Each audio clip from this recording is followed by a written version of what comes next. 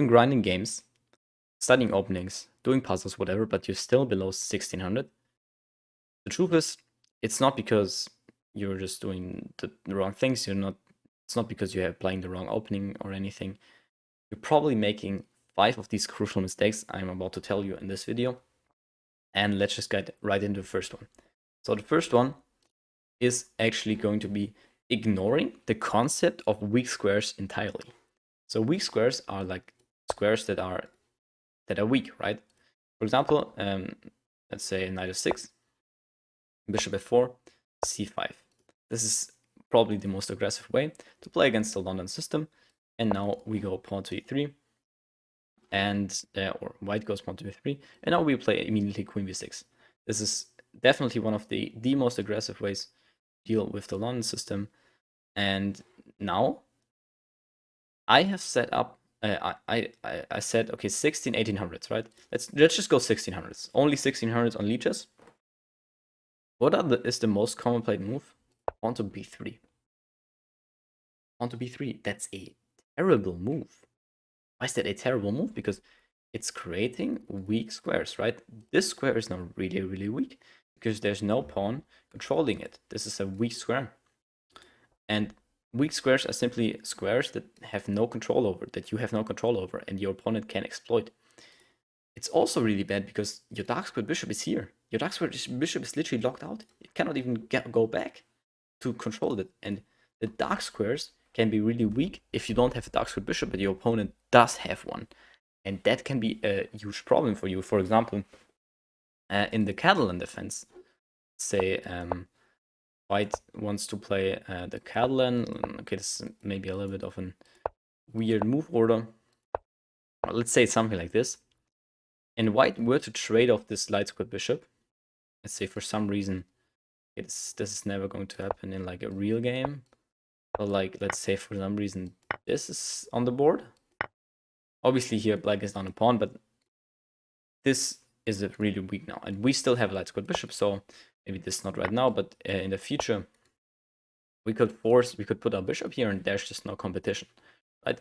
And a lot of players that are below 1600, below 1800 are ignoring this kind of concept completely. Like the concept of weak squares is an important concept in chess. And the next point I want to talk about is you're not actually giving value to the bishop pair. Bishop pair is when you have 2 bishops and your opponent doesn't have 2 bishops. And this can be so good in the endgame. Like, set up a position in the endgame, and you have the bishop pair, completely open position, you're dominating. And you are not giving enough value to that bishop pair. So for example, I have set up this position, and this position is almost +1, like plus 0.7. White is better. The game, like, it seems equal. But this bishop pair is much better on open squares. You're not giving enough credit to the bishop pair. The next thing I want to talk about is that you have to stop making mindless exchanges. I want to show you an example. This is the Scotch game, knight f3, knight c6, d4, and now pawn takes. And after knight takes, with the black pieces, it's a really bad move to take back here. But in fact, it's we're again at a rating of 1600, the most common played move. Why is it so bad? Because now this queen cannot be really attacked, and it's a strong piece in the center. You have problems developing. Your g7 pawn, knight f6 is not easily played because your knight is simply pushed back with the e-pawn.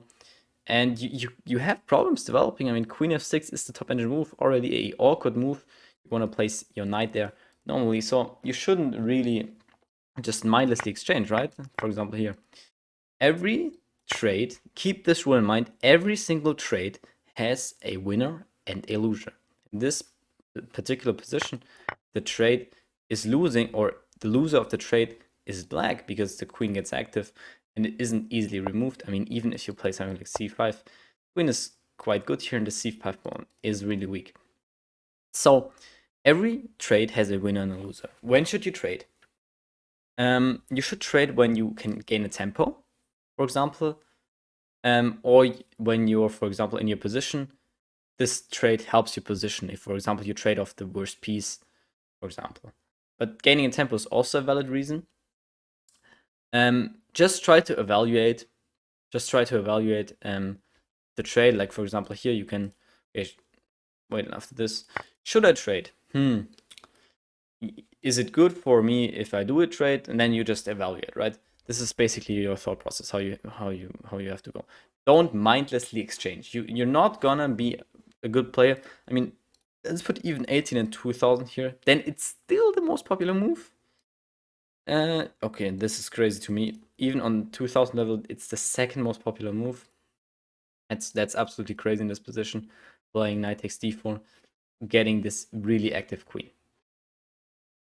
So if you're below 1600, you're probably ignoring pawn structure. The only thing you know about pawn structures is double pawns. But you probably don't know how to play against a no, not c6. Let's delete the moves here. And you probably don't know how to, for example, play against a isolated queen's pawn. For example, if in this position you have a isolated queen's pawn, this is obviously probably not the line you're supposed to play with black or with white. But in this position, you have an isolated queen's pawn, and you have to know the plans with isolated queen's pawns. This might be a little bit advanced, but you have to know the simple pawn structures and not just completely ignore it. And also, you have to be careful about double pawns, right? Sometimes this can be. Sometimes you just have these ugly double pawns here after the knight, for example, goes to f3. I mean, I just get a very hypothetical example. Obviously, those are not the best moves, but this is not good, right? This is not what you're supposed to play. So keep in mind your pawn structure. Learn the typical pawn structures occurring from your opening. For example, like this one here, like the isolated queen pawn. Or, for example, if you're a Queen's Gambit player and you play the Queen's Gambit exchange variation, which is a very popular variation, then you should learn the structure that occurs after pawn to c6. This is the Karlsbad structure, and you should try to learn it, right?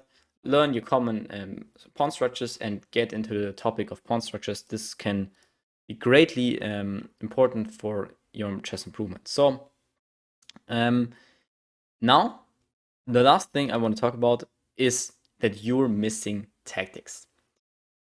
Obviously, this is easy said. This is, you know, you're missing tactics, right? But it truly is the case. A lot of 1600 players, they're completely missing tactical motives, and they just are not a complete tactical player yet. They don't have the basics already in, like forks and everything. They probably see, but a little bit advanced concepts, advanced tactics where it's like a mate in 2 or a mate in 3, 4, maybe mate in 5. They don't really see sometimes. And how you train that is with puzzles, right? And puzzles can train that really effective. In Germany, we have the saying, 2 Fliegen mit einer Klappe schlagen, and which is directly translated to killing 2 flies with 1 swatter or something like this. And what I'm trying to say is basically that if you want to train your pattern recognition by doing puzzles, but you also want to train your visualization, you can do blind puzzles, which will train your pattern recognition and your visualization. I really can recommend this. So you're basically doing 2 things in one. This is what the saying is about. I don't know why I said it, but I thought it was kind of funny. So yeah, this is basically what you're supposed to do. Improve your pattern recognition. If this video helped you, hit the like, subscribe button right now. If you want to get your chess games analyzed by me, click the first link in the bio, and I see you in the next video.